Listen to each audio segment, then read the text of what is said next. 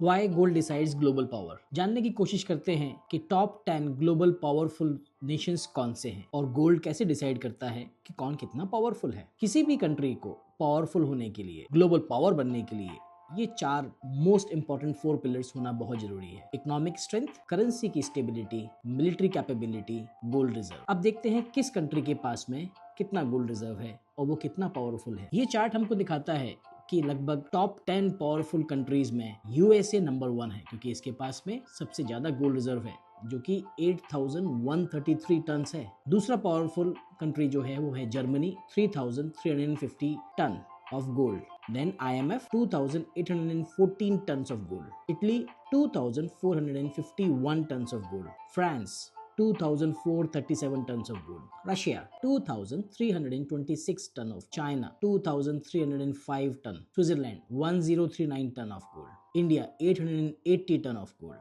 Then it comes Japan 846 ton of gold. इससे हमको ये मालूम पड़ा कि टॉप 10 पावरफुल कंट्रीज में इंडिया नंबर 1 पर है और यूएसए नंबर 1 पर। कैसे यूएसए ने इतना सारा गोल्ड इकट्ठा किया, कैसे उसका रिजर्व इतना बड़ा है, चलिए जानते हैं और इसके पीछे की कहानी भी जानने की कोशिश करते हैं। गोल्ड एक्यूमुलेशन एक मल्टी जनरेशन स्ट्रैटेजी है।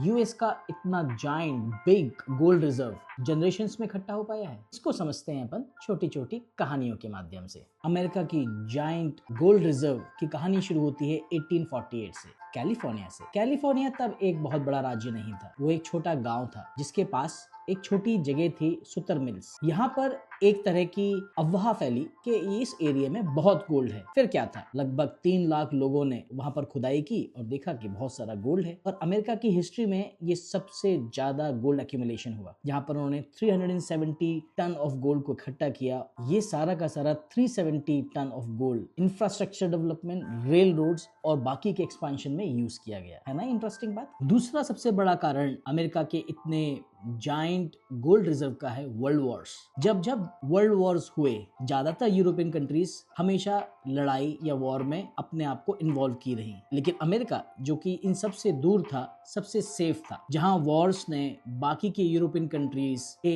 इंडस्ट्रीज को खत्म किया, वहीं पर उन्हीं सभी यूरोपियन कंट्रीज को वेपन्स और सप्लाईज की और लोन की आवश्यकता पड़ी, तो वहां पर अमेरिका ने उनको हेल्प की, लेकिन उसके बदले में उन्होंने उनसे गोल्ड लिया। जब जब वॉर हुआ तो सारी यूरोपियन कंट्रीज ने अपना गोल्ड का रिजर्व यूएस को दिया और इसके बदले में उनसे वेपन, सप्लाईज और लोन लिया। तो इससे क्या फायदा हुआ, धीरे धीरे करके यूएस में गोल्ड का रिजर्व और बढ़ता चला गया, है ना। इंटरेस्टिंग बात। अमेरिका का गोल्ड रिजर्व का जाइंट होने का थर्ड सबसे बड़ा कारण है ब्रिटेन वुड्स। 1944 में 44 नेशंस इकट्ठे आए और उन्होंने एक समझौता किया कि क्यों ना हम डॉलर को ही गोल्ड के साथ पैक कर दें, मतलब कि dollar is equal to gold. जब यूएस के पास में इतना गोल्ड है तो गोल्ड का transfer one country to another country for trade ना करते हुए हम डॉलर का मूवमेंट करते हैं, ट्रांजैक्शंस डॉलर में करते हैं, और ये तरीका बहुत ही अट्रैक्टिव माना गया। फिर क्या था, सारा का सारा खेल डॉलर के आगे पीछे घूमने लगा, है ना। इंटरेस्टिंग। इंडिया